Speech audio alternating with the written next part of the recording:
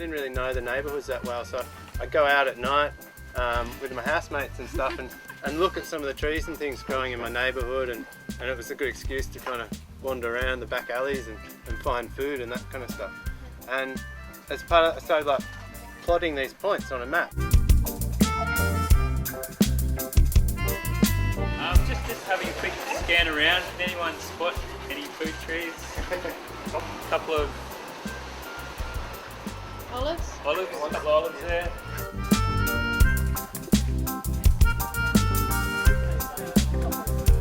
They had some gorilla planters, put some pigeon peas in, but they're kind of kosher with that. So that's these bushes here. Anyone doesn't know, just starting to flower. Get beans not too far away. Pass that around and have a chew. It's really good in dals.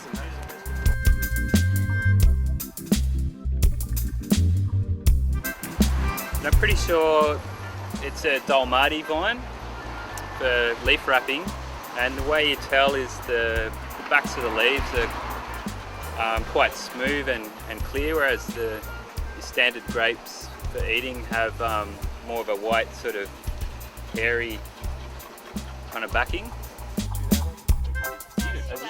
Yeah, as long as the dogs haven't peed on it.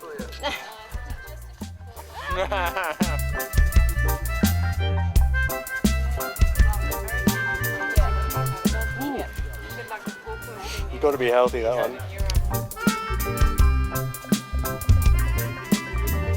That's the outside of the cut of the fruit. And all of that has to fall off. It actually falls off, and then sometimes the whole thing just falls on the ground, and then you can eat it. Okay. And you actually got to peel off all these little things. Otherwise, it's like eating glass. That's good.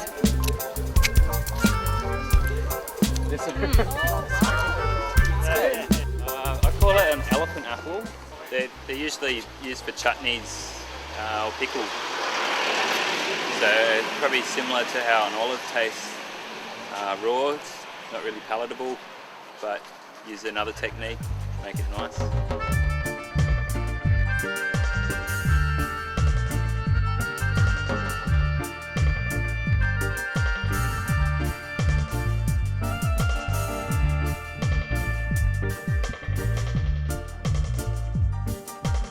Yeah, the actual shoots have cyanide in it, and it's all traces of cyanide, so you have to leach them before you eat it.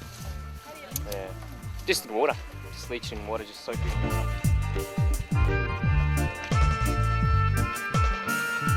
Let's find out.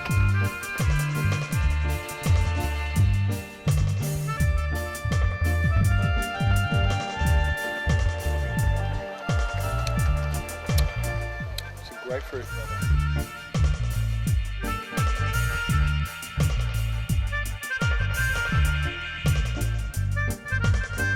Right, they're like this, and they're like a softer brown, whereas those other ones have a greeny tinge to them. And if it's ripe, you should be able to just squeeze it like that, and it will pop like that. And that's what the fruit. This is obviously rotten and too far gone. But what you do is you just pop it open like that, and this will be all moist. This will be beautiful. And you just have to check that it doesn't have mold. Some of them have like fungus or mold growing in them. You can see a little bit of mold there. So if it was too old or whatever.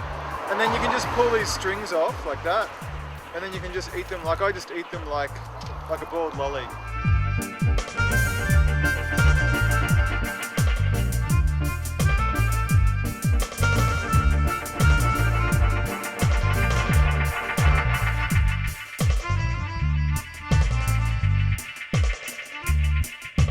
I've got a container of sweet potatoes here.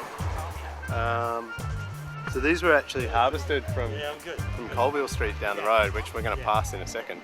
And they're just like little runners that were running out onto the sidewalk. So they're really easy just to cut off and put in garden beds as you walk along.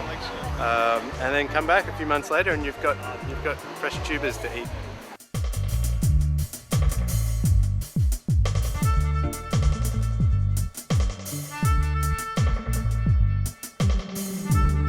You might see somebody's been harvesting it. I don't know who. But so a couple of days I came down here and just took off a few cuttings and put them in this bucket. You can just put these in the ground everywhere you go and come back later and you've got yourself some sweet potatoes. So if we find somewhere today, we might put some of those in the ground. Howdy. Thought I might learn something about the planted those to basically to keep the strip, you know, looking a bit tidy but also a little bit productive, and keep the weeds down.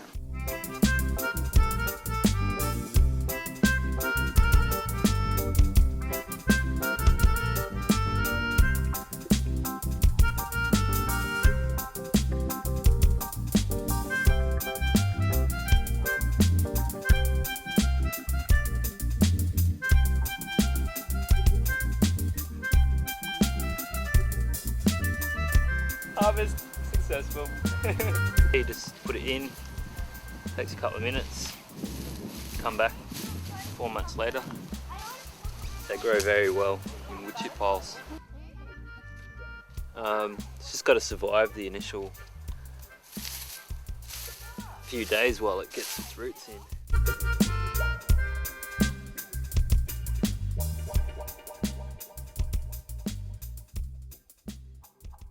It's called a Mrs. Flannery. She's very abundant most times of the year, very good fruiting tree. This is it's seed casing.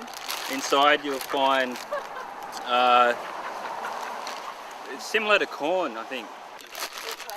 Yeah, you'd be lucky to get a viable seed in it.